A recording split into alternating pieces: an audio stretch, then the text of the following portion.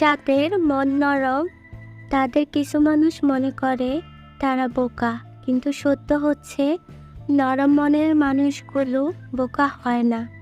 তারা কিন্তু খুব ভালো করে জানে মানুষ কি কি করে তাদের সাথে। তারপরেও বারে বারে ক্ষমা করে দিয়ে প্রমাণ করে সে সুন্দর মনের মালিক এবং সে জানে কিভাবে সম্পর্ক ধরে রাখতে হয়। আর দেখেন, মানুষ কিন্তু মানুষের মধ্যেই জন্ম হয়, কিন্তু আজ মানুষের ভিতরে মানবতার খুব কম দেখা যায়। আসসালামু আলাইকুম ভিউয়ার্স, কাছে বা দূরে, দেশে বা দেশের বাইরে, সবাই কেমন আছেন? আশা করি সবাই ভালো আছেন। আফসানা মিমি লাইফস্টাইল ব্লগ থেকে আজকে আবার নতুন একটা ভিডিও নিয়ে আসলাম আপনাদের মাঝে।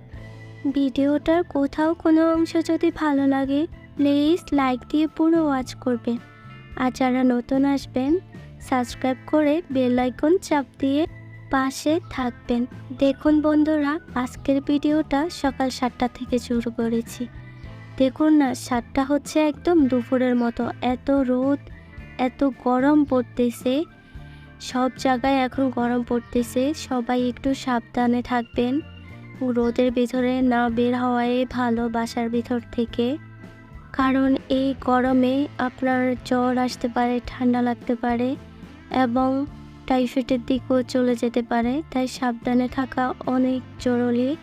বেশি বেশি করে পানি খাবেন, সবুজ শাকসবজি খাবেন, ইনশাআল্লাহ সবাই ভালো থাকবেন। তো গরমের মধ্যে সব কিছুরই যত্ন করতে হয়। আমি আজকে নিয়ে আসলাম, যারা স্কুলে কলেজে পড়ে সবাই হিজাব বাঁধা থাকে, এই কারণে চুলের গোড়া নরম হয়ে এবং ঘেমে ওইখানে ময়লা জমে, তারপর অনেক হেয়ার ফল হয়। তাই আমি 5টা উপকরণ নিয়ে আসলাম, কিভাবে চুল পড়বে না সেটাই আপনাদেরকে দেখাচ্ছি। আমি এটা সবসময় ইউজ করে থাকি, শুধু গরমে না। তো চলুন শুরু করা যাক। আমি এখানে নিয়েছি অ্যালোভেরা, মেহেন্দি পাতা, তুলসী পাতা, কালো কেঁচো পাতা অ্যান্ড হচ্ছে পেঁয়াজ। পেঁয়াজে চুলটা সিল্কি করে, আর এই সমস্ত উপকরণগুলো চুলের গোড়া শক্ত করতে সাহায্য করে এবং আপনার বেবি হেয়ার জন্ম নেবে।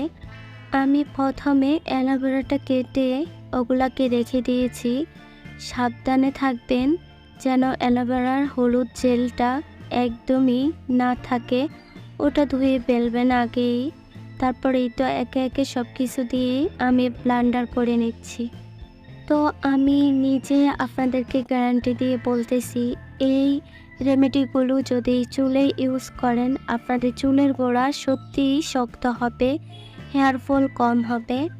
তো আমি ঘরোয়াভাবে একটা তেল ইউজ করি আমার চুলে। আপনারা যদি কেউ দেখতে চান কমেন্টে জানাবেন, ইনশাআল্লাহ আমি কোনো একটা ভিডিওতে তেলের ভিডিওটা নিয়ে আসবো আপনাদের মাঝে।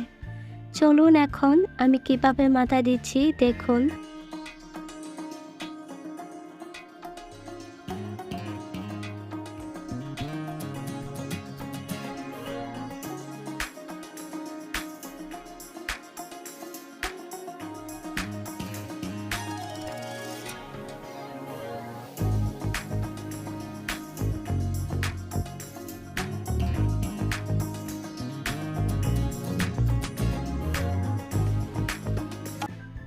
দেখতেই পেলেন আমি কিভাবে ইউজ করলাম। চুলকে সিটি করে করে তারপর সিটির মধ্যে দিয়ে দিয়ে তারপর এভাবে আমি 40 মিনিট রেখে দেব। তারপর চুলটা আমি ওয়াশ করে ফেলবো।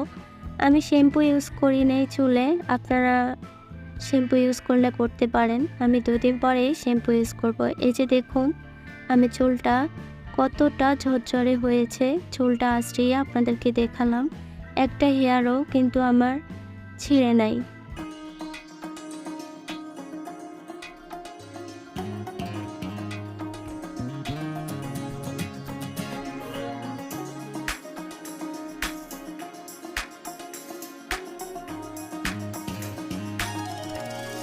তো আজকের ভিডিওটি এখানে শেষ করলাম। সবাই ভালো থাকবেন। আল্লাহ হাফেজ।